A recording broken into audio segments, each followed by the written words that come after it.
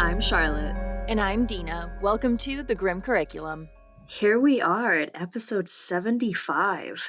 Dang, that's pretty cool. I'm not gonna lie. I mean, we're 3/4 of the way to 100, which is kind of mind-blowing. We're not that far away. So yeah, and I like to celebrate every little milestone, so here we are. I think it's important. That's something we're just gonna do, friends. Yeah, we're proud of what we do here. Before we get any further into this episode, we want to just go ahead and say this one is not for the faint of heart. It could be argued that you could say that about most of our subjects, but during this series, we're going to be covering cannibalism, necrophilia, bestiality, and other terrible, terrible things. Ugh. The time that I spent researching this series, I had to stop on numerous occasions because I felt legitimately ill. I do not blame you. Knowing what I know about this guy, disgusting, quite frankly. So that is the first and last warning that you're going to get, dear listeners. Today, we are starting our series on Issei Sagawa. He is known by a few names, but he is most commonly referred to as the Kobe Cannibal or the Celebrity Cannibal. The crimes he committed and his absolute lack of empathy and remorse will shock you. The lack of justice will disgust you. Buckle in, dear listeners. We are about to take you on a very terrible journey. I don't want to give away a ton here. I know we usually like to give you guys a bit of a summary on our subjects at the beginning of the series, but this one's going to be a little different. I'll be honest with you, it's because I don't want to say any of this stuff more than once.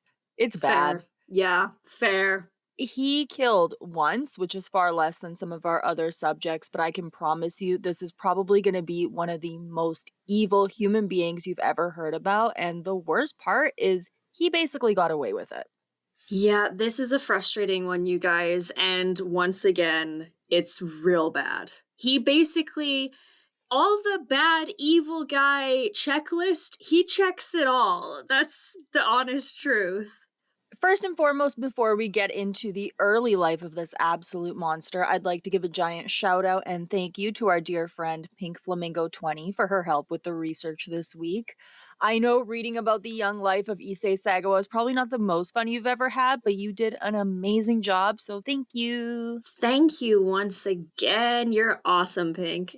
We used a large amount of sources this week, but one of the most interesting ones I want to point out was the 2011 Issei Sagawa Vice interview. We're going to be referencing this a few times throughout the episode as well. All right, so let's get into this. Issei Sagawa was born on June 11th, 1949 in Kobe, Japan. When he was born, his father Akira Sagawa was able to fit little Issei into one hand. He was born prematurely. His mother Tomi treated him with love and affection from an early age. They show what he looked like as a baby in the Vice interview, and he is just this teeny tiny little thing. It's hard to imagine that you're looking at someone who's going to do such terrible things. It's always it's weird to see baby pictures of evil people. Have you ever seen the pictures of baby Hitler? I know you have, Charlotte, right? Oh, 100%. I was just going to say that exact thing. It's bizarre because you're like, oh, that's a cute baby. It has no ideals or anything yet. It's a completely blank slate. And then what they become is mind-blowing and not in a good way. It's bizarre. It really is. And just as a heads up, if you do choose to watch the Vice interview, it is very not safe for work, and they do show the crime scene photos quite early on with pretty much no warning at all, so just keep that in mind. Yeah, it isn't exactly an easy watch at all. All right, so back to Issei. So kind of a rough start right from birth, hey? Yeah, kind of. And even as an adult, he stood at about 5 feet tall. Unlike a lot of our other subjects, he was born into an extremely wealthy family. Akira was the president of Kurita Water Industries. And it didn't end there. His grandfather had been a very influential man who worked as a well-respected editor for one of the main newspapers in Japan at the time, the Asahi Shimbun. Something I found interesting about this was essentially his grandfather kind of had this like role in the press, and his dad had this role of wealth. And together, they're basically able to try to cover up whatever they can. And that's going to really come in handy for him after he committed his crimes. But we're going to get into all of that later. Yeah, that is a pretty perfect combo if you want to get away with things, honestly. Right? As a toddler, Issei was diagnosed with enteritis, which is inflammation of the small intestine. The treatment for this was essentially him having to get a ton of injections of potassium and calcium. This would be traumatic to a lot of adults, or at least majorly unpleasant. But to a toddler, like this would be a nightmare. Once this was treated, it doesn't seem like he was plagued by any further health problems. In the Vice interview, he talks about how he wasn't meant to survive his birth and that because of that, his parents were extremely loving and doting.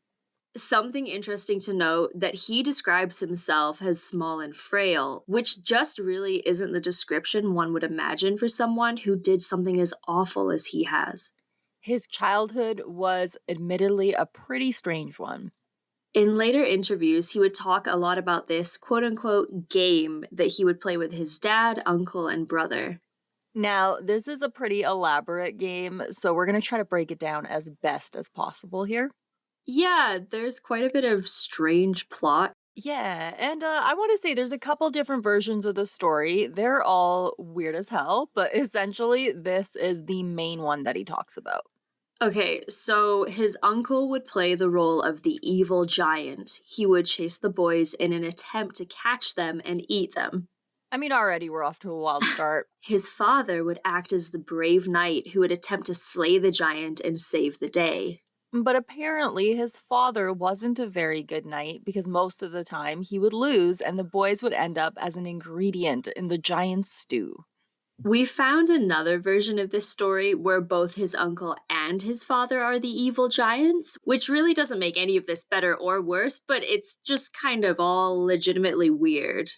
Either way, in his childhood years, he spent a bunch of time also enjoying books about cannibalism. And one of these books was Hansel and Gretel. I never really thought about Hansel and Gretel being a book about like cannibalism, but I mean, it's not wrong. Yeah, it's technically not wrong at all. It probably doesn't come as a surprise, but he didn't really have any friends growing up. Despite that, he still enjoyed school and he felt comfortable there and still got good grades. He was highly intelligent from an early age and worked very hard to make his parents proud of him. He would say in later interviews that while he did do well in school, he often found himself distracted by the thighs both of his male and female classmates. Which, I mean, probably not like the most abnormal thing. Except that he often thought about what their thighs would taste like if they were cooked and on a plate. That'll do it. Yeah. Something interesting to note is that he actually talks about his childhood with great fondness. He legitimately loved his parents and said that his childhood was carefree and that it was probably the happiest time of his life. Unlike a lot of the people we cover, he has nothing but what he sees as very positive memories about that time. It also isn't like he was raised in an environment where he was actively hearing about sexual things from people around him. He would later say that as a child, he never even heard his parents say the word sex, let alone anyone talk about it with him. He also shared the story of his first erection. Oh, fantastic. A great story to hear, isn't it? Mhm. He talks about how he didn't understand what was happening and was incredibly embarrassed about it. But despite being embarrassed about that, this was around the time that he began engaging in bestiality with his dog, which was something he did on multiple occasions. As he got older, his taste in books matured, and it went in a pretty unconventional direction. He focused mostly on books with the same kind of theme: women in distress or people being eaten, and oftentimes it was both. He also discovered the work of Renoir at the age of 12. And when you look at the overall work of Renoir, it's pretty easy to tell which paintings caught his eye. Yeah, there's lots of naked ladies bathing themselves. And the women in these paintings are often fair skinned and often blonde, and Issei believed this to be his idea for the perfect woman. He also developed an interest in the ladies of Hollywood at the time. Again, many of them fit the type of small, blonde, and fair. His favorite actress was Grace Kelly. He would later refer to women like this as angels. He started off thinking about the usual teenage boy things about women that they're attracted to, but he began to obsess over their skin. He often thought about touching it and how soft they would be. This was around the time his fascination with cannibalism and his obsession with women would begin to collide. He had quite the active imagination and would create scenarios in his head. They would involve a woman in some sort of a vulnerable situation, such as a shower, and Issei would fantasize about himself watching until he finally took her by surprise. The scenario would often end with him strangling her, often with his belt, and then eating her corpse. When someone, especially a young person in their formative years, becomes obsessed with something like this and then links sex to violence, it becomes very difficult to go back from that. Oh, exactly. Now, Issei had the self awareness to realize that this kind of thinking wasn't exactly normal, but he didn't know what to do about it. He was too embarrassed to talk to his parents or his peers about this, so he decided that he would try to seek out professional help. When he found the number of someone he thought could help, he called them and was told that it sounded like this was something that he would have to sit down and talk to someone about it in person. He refused. And this was at the age of only 15, you guys. Like, he's still just a teenager here. At some point during this time, he also shared his concerns with his brother June. This also didn't go the way Issei had planned. His brother was basically like, "You're bullshitting me," and laughed at him. After this, everything went downhill even further. His thoughts delved into more and more depraved territory, and eventually he made the decision that someday he would find the woman of his dreams and act out all of his cannibalistic fantasies. As an adult, he would describe this as his desire turning into obligation. He would attempt to take his first victim when he was 24 years old. Issei was studying literature at Waco University in Tokyo. This was when he met an absolutely stunning, tall, blonde German woman. He was instantly smitten with her. Issei talked about this in a later interview with British reporter Peter McGill. He said, "When I met this woman in the street, I wondered if I could eat her." so he began to formulate a plan. He saw that she often left her windows unlocked, so he chose that as his point of entry. When he made his way into the apartment, he was thrilled to see that not only was she asleep, she was almost completely naked. He looked around for a weapon and saw that she had left an umbrella near her bed. As he made his way towards it, he accidentally brushed up against her and woke her up. When she saw him there, she began to scream immediately. This had not gone according to plan for Issei at all, and her reaction scared him, so he took off. He was arrested shortly after for the attempted sexual assault. When the police interviewed him, he did not tell them about the fact that his actual intention had been to kill her and cannibalize her there on the spot. The charges were dropped and the woman was paid a settlement. All of this was arranged by Issei Sagawa. This entire thing showed Issei two things. One, it hadn't been that difficult to break into a woman's house and find her in a vulnerable position. And two, if he did it again and got caught, his dad would just bail him out. The only thing he had done wrong in his mind was not prepare enough for the crime. Next time would be different. There are some reports that he attempted to seek psychiatric help around this time, but his father paid to cover that evidence up. We can't 100% confirm that, but considering his father paid this victim off and how things are going to end for the other victim, I wouldn't be super surprised by this at all. I looked into this a bit more, and apparently what happened was he called another psychiatrist who told him that, hey, you're confessing to a crime, and I'm going to need to report what you're doing here. And then nothing ever happened.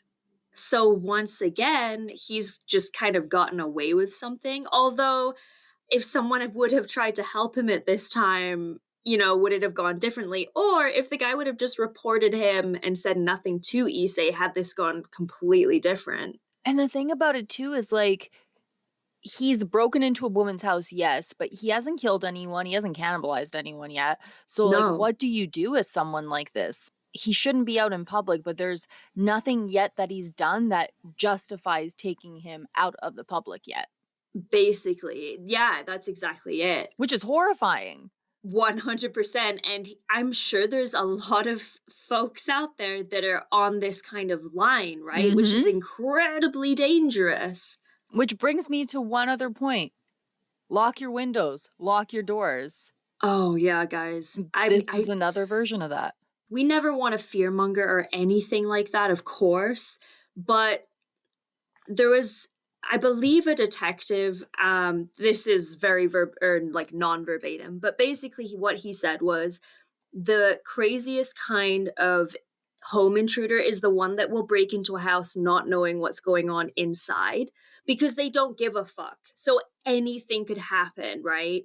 So yes, lock your doors, lock your windows, especially at night, guys. I don't want to get too far off topic, but you just brought that up, and it's interesting because when you look at some of the worst killers, I mean, I'm going to bring up two people we haven't covered yet. Richard Chase and Richard Ramirez, that's Yep. exactly what they did. They went in with absolutely no plan. They just wanted to kill somebody. BTK, he did the same thing too. It's, yeah, incredibly scary. In 1977, Issei Sagawa moved to Paris, France, to pursue his PhD in literature.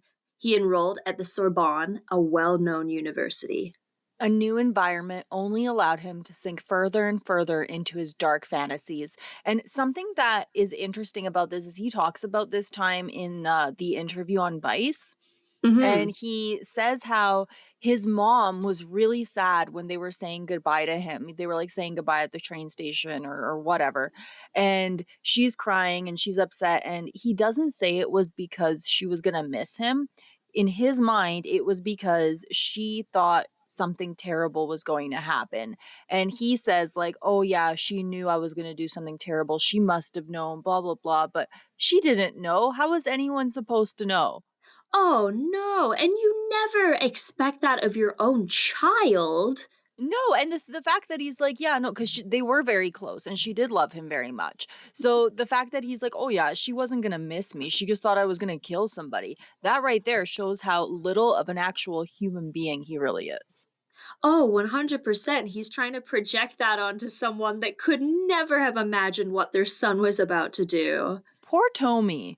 Oh god, I can't imagine being in that position. What do you do? I'm sure the way you're torn between protecting your child and, doing the right thing must be incredibly difficult. Absolutely. And by the age of 27, he was regularly spending time in the Parisian red light districts. He would bring home sex workers often, and whenever he would, he fantasized about shooting them and eating their flesh. Each time he froze up and was unable to go through with it. He did this every single night, and each time it ended the same way. He spent his nights like that, but during the days, he was wildly lusting over the young and beautiful women in his classes. Like we mentioned, he had a type, and suddenly he was surrounded by countless women who came very, very close to fitting what he wanted. And if you look at the fashion of that time, women were a lot more it wasn't like the 50s or anything like that. We're in the late 70s right now. Lots of short skirts, lots of skin being shown, lots of freedom. It's unfortunately a perfect time for someone like him. Yeah, and I would imagine it would be quite different from what he was used to back home in Japan as well. Especially because he was just lusting about women like this. He didn't get to see women who looked like this all the time before, and now he's literally surrounded by them. In 1979, famous actress Jean Seberg took her own life in her car not far from the university campus. The idea of a beautiful woman lying dead so close to where he was excited him and fueled the desire even further. And that's a name that you're going to hear us talk about again, dear listeners, because we just took some time to look into that entire death there, and it was very suspicious. So look forward to an episode on Gene Seberg or extra credit segment because something's off about that. Yeah, it looks very, very interesting. We're definitely going to go down that rabbit hole. According to reports, she was found completely nude. According to further reports, she was wrapped up in a rug. So that's why we're going to talk about that one at a later time. Oh, But, man. right, he began to dream about what it would have been like to get to her body before the police did so that he could have his way with her and eat her flesh. After many failed attempts to take the lives of sex workers in his home, he decided to go back to Japan where he spent 4 months. It is unknown whether or not he committed any crimes during that time, but he certainly was thinking about it. He returned to France where he attempted to focus on his studies once more. On the outside, he was performing well in school and came across as a shy but cultured young man. On the inside, he could only focus on one thing. No matter how hard he seemed to try, he just couldn't find the perfect victim or act his fantasies out. That all changed when he met Renée Hartevelt, a fellow student, and developed an obsession with her. He would later say that he knew that he wanted to eat her flesh the moment that he first laid eyes on her. And tragically, he would get his way. Ooh, fuck this story. I hate this dude. I know we say Oh, that about him all, but boy, oh boy, is he gnarly. Do not like 0 out of 10. so I don't recommend watching the Vice interview if you are squeamish in any way. Um, but I do recommend watching it if this interests you because it's seriously him and he's going through like photo albums of everything and the way he describes the crime scene and what he did and who he is it's almost like you're not looking at a human talking, and he talks about that too. He talks about how in his mind, he thinks he's from, like, another dimension or he's, like, some other kind of being, and this story, it's terrible, it's horrifying, and then after the murder, it just gets so fucked up. Well, while I was doing a little bit of research and going through some of the case images from that Vice interview, all I can say is he looks smug in every fucking frame. Like, it's unbelievable. Like, he's almost proud of it, it feels like. He is, and I don't wanna give away a lot because it's just he is smug, and he is very hoity-toity about it, and he talks about it as if he's, like, a famous chef who had a really, really great meal, and that's what's fucked up. Yeah, that's kind of where the nickname celebrity cannibal comes in, because that's clearly how he feels about himself. The delusion here is stunning. He did a lot afterwards that made him famous, and let's just say, We'll get to it. We'll yeah, get I to mean, it. oh my god, you got like, I'd say we definitely entered fucked up territory, but next week is gonna be terrible on a whole other level. Anytime we do a series like this, I understand it's not for everyone. No, and we will probably do something a little more lighthearted, for maybe the next episode or so when we're done this series, just to give us all some lovely, brain bleach to remove this man from our minds. I think that's a good idea. Thegrimcurriculum@gmail.com if you have any nominations for our next palette cleanser, because we're gonna need Yes. one. Yes, absolutely. I think it's important that we explore these stories though, because it's proof that evil people genuinely exist. Like, not that we need that reminder, but to me, the sheer fact that someone like this was on this planet blows my mind. He's up there with Albert Fish for me. Yeah, and the one thing we discuss a lot when talking about these kinds of people is that nurture versus nature, right? Like this Mhm. dude had a pretty great childhood, a little strange. And yes, don't get me wrong, like being born prematurely, he certainly had somewhat of a disadvantage there. But for all intents and purposes, not the worst childhood considering some of the people we've discussed before on the show. And then, he had loving parents, and he even says himself that he loved them too. So what the fuck happened that you went down this twisted road? Right? Like, it's people like this, they don't make sense. They don't, No. because in my mind, someone like this should not exist. No, it glitch in the matrix for sure. Absolutely. All right, so next week, yep, prepare yourselves. It's gonna be something else. But until then, it's almost that time of year again, friends. Yes, it is. Well, today is September 2nd as of recording, and that's basically fall for me. The leaves are changing on the trees, which Yeah, is it's both, time. yeah, Mariah Carey's starting to defrost. Michael Bublé is going to step out of his cave here in a month or so. All that to say, the Halloween season is coming, and we are looking for some grim encounter submissions. Those would be anything that is strange and unexplained to you. Have you experienced a haunting? Have you possibly seen a cryptid, a UFO? What happened to you that you just don't understand? We want to know about it. Did you live next door to a serial killer? That would be Yeah, interesting. we freaking love telling you guys' stories, and we're honored that you choose to send them to us. So, by all means, if you'd like to hear them read out on the show, we adore those kinds of episodes, and it's gonna be the good time for it. And if you want to submit an entry, please send it to thegrimcurriculum@gmail.com with Grim Encounters in the subject line. We cannot wait. We've gotten some pretty awesome submissions already. And I don't want to give a ton away, but we're working on some stuff. And this episode of Grim Encounters might be super, super special. So I'm stoked. Yeah, fingers crossed that good things are on the way. Speaking of frickin' good things, now we need to give a shout out to our patrons. Thank you so much to Mayhem Mudkip, Kevin, Hillary, Brian, Judy, Atlantean Jedi, Lisa, and Bob. Y'all are the tits. We love the support from you guys over there. And indeed, everybody that listens, y'all are awesome. And yeah, thanks for listening. We've done this 75 times now. How cool is that?